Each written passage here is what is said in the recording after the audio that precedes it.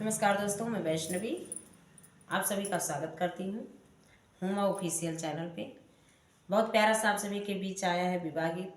कैसा लगा कमेंट करके ज़रूर बताइएगा। अच्छा लगे तो वीडियो को लाइक कीजिएगा, शेयर कीजिएगा और चैनल को सब्सक्राइब कीजिएगा। फुल वॉच से सपोर्ट कीजिएगा इस चैनल को। चलिए विवाह गीत सुनिए, कैसा लगा कमेंट करके ज़रूर बताना। हथवा में ले है बाबा पियरा जाने हुआ, हेर लागे दुलरु दामाद जी।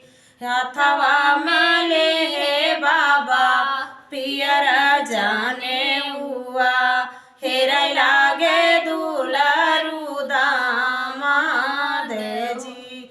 अरे कब तू गायऊ बाबा कब तू आयाऊ, कैसे हेरेऊ दुलरु दामाद जी। कब तू गायऊ बाबा कब तू आयो, कैसे हेरेऊ दुलरु दामाद जी। संझवा के गायऊ बेटी भोरवाई में लाउटे, संझवाई के गायऊ बेटी भोरवाई में लाउटे।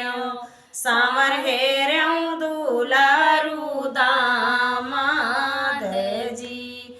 यतनी बचन जब सुनी है बियटी, नैनन ढूरई लागी आंसू जी। यतनी बचन जब सुनी है बेटी, नैनन ढूरई लागी आंसू जी।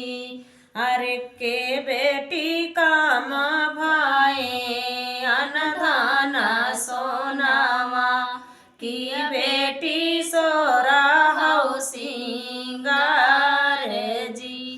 कवने गुनहिया से नीचु क्यों मोरी बियटी, नैनन ढूरई आंसू। नहीं बाबा काम भाई अनधन सोनावा, नहीं बाबा सोरा हौ सिंगार जी।